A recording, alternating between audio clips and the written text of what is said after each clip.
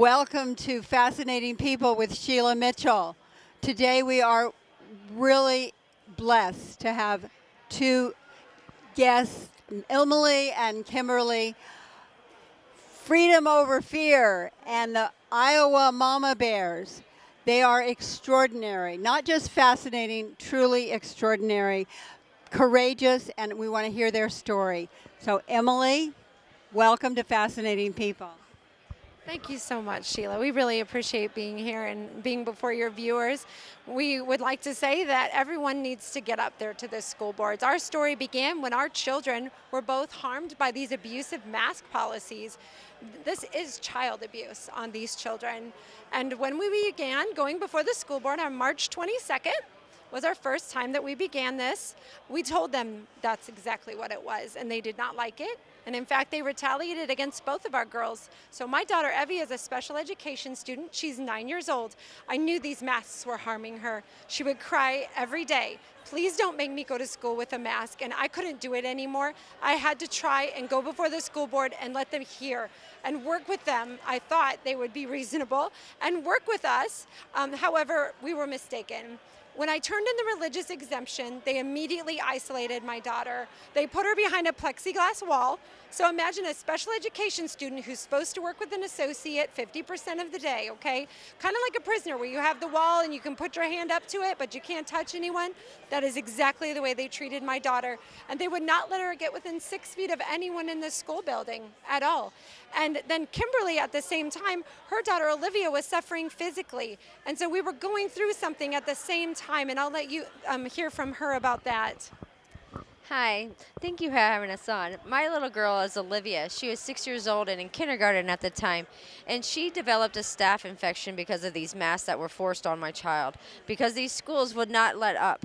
So because her staph infection would not go away, and let me clarify, it started off with a rash, and then it turned into impetigo, then it turned into staph 4 different times.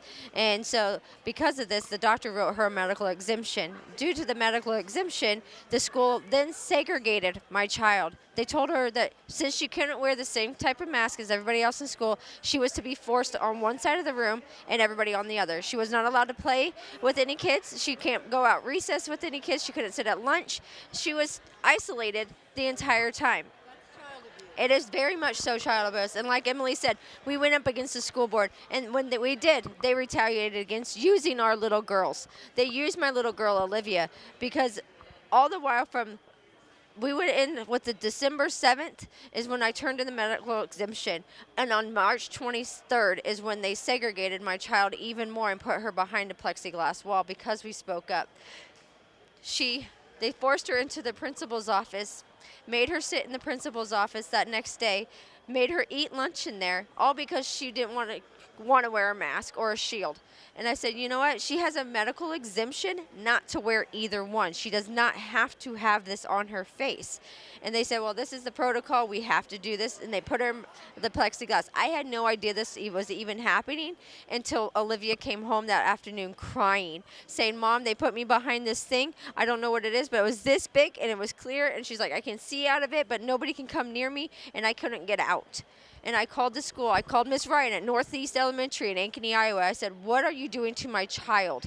Where is she sitting? She's like, well, we thought you knew this is a protocol that we have to do. We have to put her behind plexiglass if she didn't want to wear her face shield or mask. I'm like, she's medically exempt not to wear anything. She doesn't have to have anything on. And so I said, okay, if this is what you're going to do to her, can I at least come in and see where you're putting my child? She's like, well, no, because of COVID, we can't let you come in and see.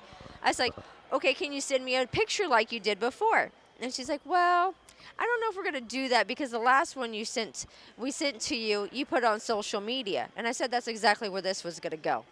And so she wouldn't let me come in. It took me 2 days and a call to a state rep to get me into the school. I finally got into the school. They said to me, Kim, you cannot record and you cannot take pictures. I said, that's fine. I brought Olivia with me. I wanted Olivia to tell me if anything has changed in her classroom. Sure enough, we went into the classroom.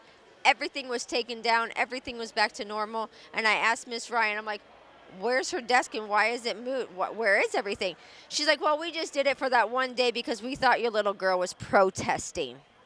They thought my 6-year-old little girl was protesting, and that's why they segregated her and put her behind plexiglass. And this is why Emily and I stood up against them. And this is why we continue to fight, continue to protest. And this is exactly why I am now suing the Ankeny School District of Ankeny, Iowa, because of what they did to my child and others. This is America, and who's your lawyer? We got to pray for your lawyer. Yes, his name is Alan Ostergren, and he is a great and amazing man, and he's a freedom fighter, and I suggest him to anybody who's looking for an attorney in the state of Iowa. He's out of Ames. Bravo, bravo. How'd you find him? That's great. He actually found me. Oh, my goodness. How did he do that? He heard our story when we were down in Tulsa, and he's like, Kim, I'm willing to help. And I said, absolutely, let's do this. And so he said, let's do this. And we started the ball rolling, and we went up against our school board again. And the last meeting, right before we got the law passed, we were having to speak up against the school board. They wouldn't let Emily speak. They were not going to let me do it, but they accidentally put me on the agenda. And we had our... Accidentally put you on the agenda? They did, because I had signed up, but they originally didn't want us on there because before we were on the agenda and we took our mask off to speak to them. And when we did that, they walked out on us. So the Ankeny School Board District walked out on Emily and I because we took off our mask to speak to them. And when we did that, they took their mask off as they were walking out of the room. And we have video of that. We're going to put it on our laptop, but yes. Yes, we will. Yeah. This sounds like a major motion picture. Oh, it is. It was a You're writing joke. the story and documenting everything. Yeah. Oh, yes. Yes. And so that's something I encourage everybody to do, to document every little thing that you possibly can. Get it in writing, get it in emails, whatever you can do, document it because it will help build up your case. And we also encourage all moms, dads, whoever, even if you don't have kids in school, go to your school board meetings. You don't have to have kids in school to go to the meetings. It's your right to go as a taxpayer.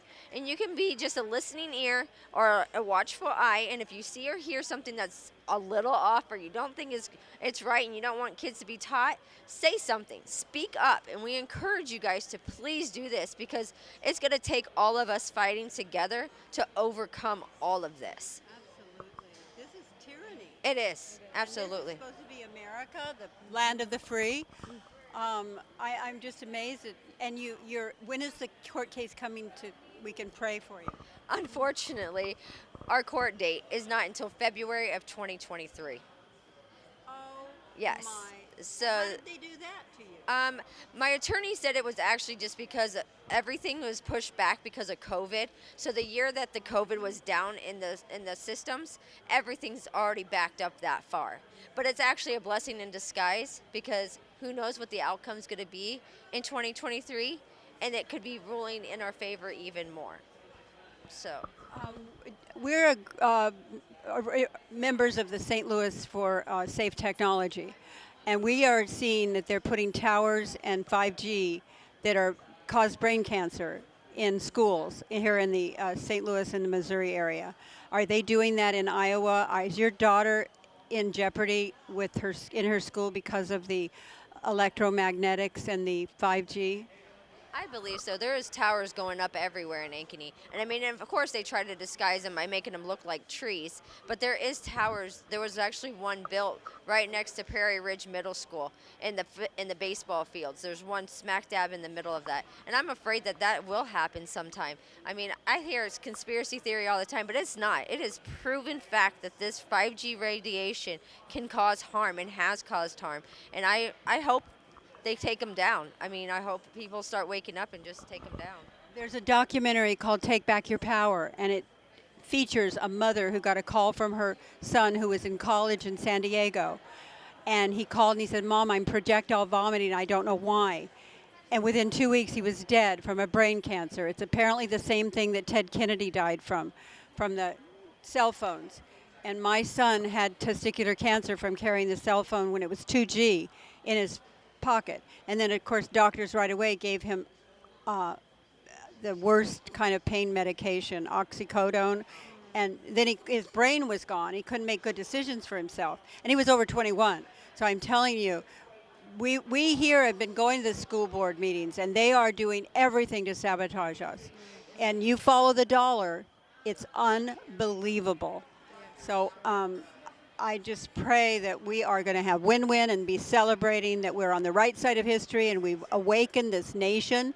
And Iowa Mama Bears, you have what you're teaching is how what every state and every country in the world should be doing. This is amazing. Emily, Stay-at-home moms that wanted to protect our babies, and we want to protect everybody else's babies, and that's why we're encouraging all moms and parents to get up there and get out, get up, get up, get out, get loud. Because that's the only thing that's going to change this is as us parents standing up. Because to them, our kids are nothing but dollar signs. But we got to protect our kids because only moms and dads knows what's right and what's best for our kids. The government, I am not co-parenting with any government or school board. That is not their child. That is my child. And I'll be danged if I let them have any saying over what's going to happen with my child. bravo. Now, does your child have post-traumatic stress disorder from the whole drama? Because that would be so, I mean, kids are so vulnerable at such a young age to be treated and abused like that. How is she doing? Physically, she's doing good. Her face has completely healed. She's doing amazing. Emotionally, she does still have some of the post-traumatic syndrome. She is still in counseling, so we see a counselor once a month to try to just work through some of the things, only because of the way that the teachers and the students treated her and kept telling her that COVID's going to kill your mom and dad. So she's constantly in fear that COVID's going to kill us. And I tell her every day, I'm like, Olivia, honey, we are healthy. We are happy. We take our vitamins every day. We're okay. We're going to be just fine. You don't have to ever worry about that. That's great. Well, Emily, you're going to share that you're homeschooling your daughter, right?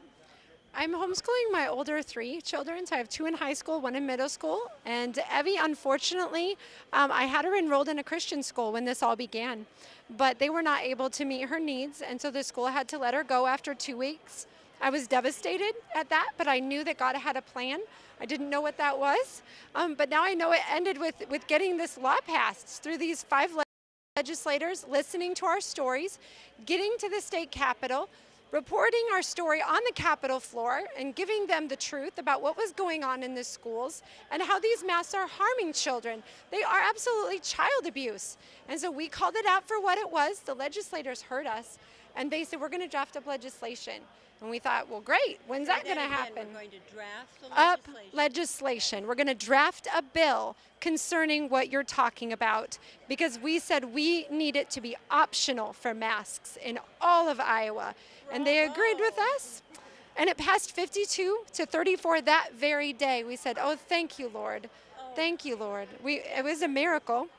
And then the governor, she was ready to sign the bill that day. And not only was she ready to sign it, but she said, it's going to go into effect the moment I sign it. So we're waiting around in the evening, just waiting around. We're like, we're going to be here. We don't care how long it takes. 12:30 a.m., she signed that bill. She gave us a high five. I'll never forget her words. She said, you did this. Your efforts did this. And Kim and I know it isn't us. We're just 2 people. It's we, the people, that did this. What was the date that this happened? May 20th. May 20th. We the people. When government serves the people, that's how it should go. Bravo, bravo, bravo. Win, win, win. And I'm just wanting to keep an update with you. We'll keep the viewers posted. And I can't thank you enough. I see you've been interviewing all day long. I know you must be really pretty tired, but some way you have found a way to have it empower you and strengthen you and not deplete you. But you have been being interviewed all day long here at this Bards Fest. So you're going to be here tomorrow, right? We will be here. Well, who knows? We might be interviewing you even more tomorrow. But thank you for your hard work. Just one second. Can we tell them where to find us? Please. Go ahead. Okay.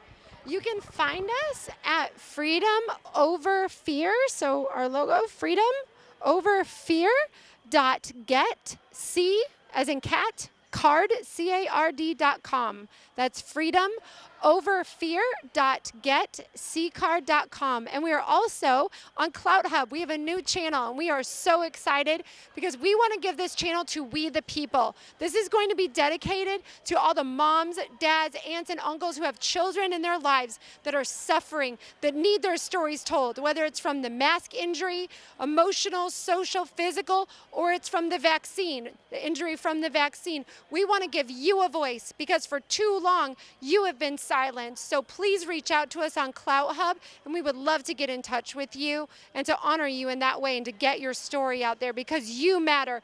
Every single child out there matters. Bravo. And we'll be sharing your message more and more and more. And thank you so much. May every good thing you're doing come back to you millions and millions fold. And may all your prayers be answered. And may we be celebrating win, win, win for not only our nation, our children, our world. God bless you. I just love you. I just love you. Oh, you're just something else. Thank you for viewing Fascinating People with Sheilah Mitchell. God bless everyone. Thank you.